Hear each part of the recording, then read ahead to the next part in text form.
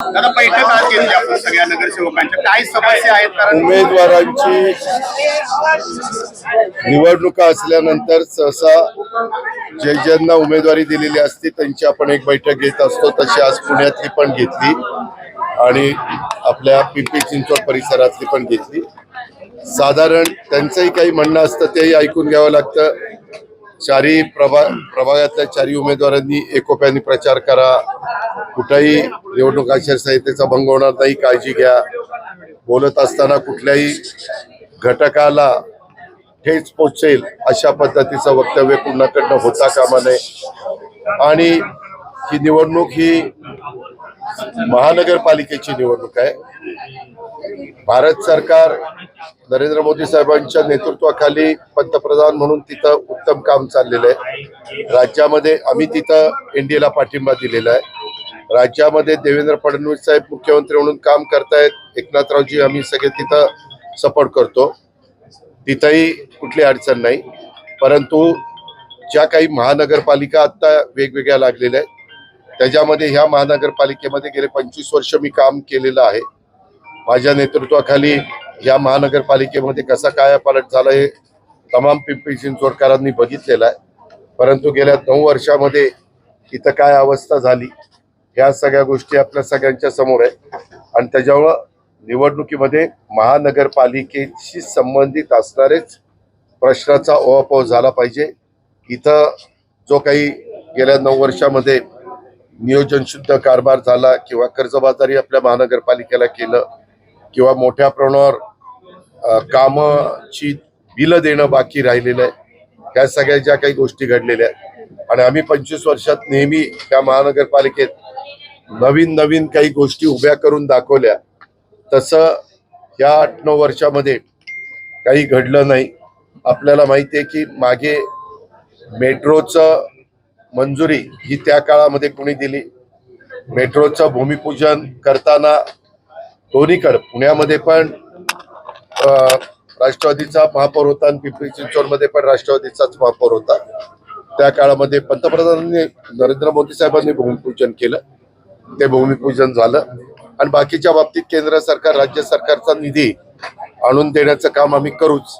पण इथले महानगरपालिकेतले जे काही यक्ष प्रश्न निर्माण झालेले आहेत आणि आपल्याला अनेक अडचणींना सामोरं जावं लागतं, त्या अडचणी दूर करण्याच्या करता आम्ही जे उमेदवार दिलेले आहेत, दोन्ही राष्ट्रवादी काँग्रेस आणि अनेक RPI चे घटक आहेत आणि इतर पण काही राजकीय पक्ष, जवळपास 9-10 संघटनांची ती यादी आहे, त्या सगळ्यांनी एकोप्याने काम करा याबद्दल मी त्यांना सांगितलं। पोलिसांचं संरक्षण लागतंय, काही उमेदवारांना पोलिसांचं संरक्षण लागतंय। कुणालाही निवडणुकीला उभं राहिल्यानंतर काही त्याला जर जीवाला भीती असेल त्याला सुरक्षितता देणं हे पोलिसांचं काम असतं।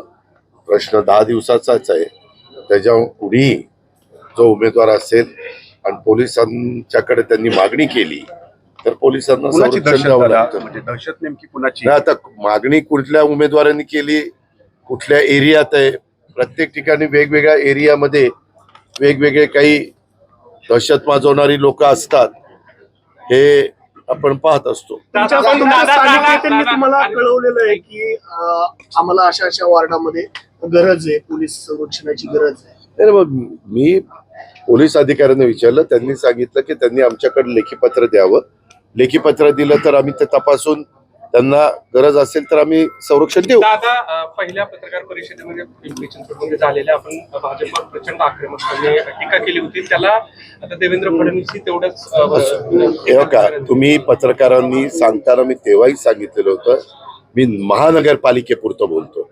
महानगरपालिकेमध्ये जो काही कारभार झाला, पत्रकार मित्रांनो तुम्हालाही सगळं माहिती आहे की कशा पद्धतीनं तिथं रिंग होती, कशा पद्धतीनं टेंडर पास होतात, कशा पद्धतीनं प्री क्वालिफिकेशन होण्याच्या करता ज्यांना द्यायचं काम त्यांना फॉर असणाऱ्या अटी टाकल्या जातात, ह्या गोष्टी आहेत ना, त्या कोणी नाकारू शकत आणि त्याच्याकरता मी पुरावे पण दिले, काही ठिकाणी व्हाईटनर लावला वगैरे वगैरे।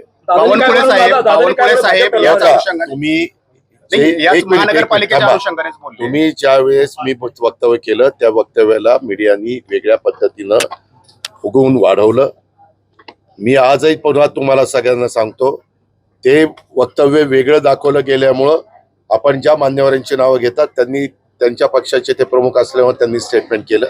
परंतु आज मी पुन्हा तुम्हालाही सांगतोय आणि पिंपरी चिंचवडमध्ये माझ्या 3 सभा आहेत तेव्हा पण मी सांगणार आहे, जसं आम्ही आघाडीमध्ये असताना केंद्रात राज्यामध्ये आम्ही युपी आणि महाविकास आघाडीमध्ये होतो, परंतु स्थानिक स्वराज्य संस्था असताना तुम्हालाही माहिती आहे, तोच पत्रकार होता, की आम्ही एकमेकाच्या विरोधामध्ये लढायचो. तसं पुण्यात आणि पिंपरी चिंचवडमध्ये झालं. नाही, बावनकुळे साहेब महानगरपालिकेचाच त्यांनी काढला. बावनकुळे आले ते म्हटले की दादा हे बोलायला नको ते बोलायला नको असं महायुतीकडे काय ठरल्याप्रमाणे बोलायला दादा वागत नाही असं म्हणणं आहे. त्या संदर्भामध्ये मी तुम्हाला कितीदा सांगतोय पत्रकार मित्रांनो, की तुम्ही दाखवताना मी पूर्ण भाजपला बोललोय असं तुम्ही दाखवलं.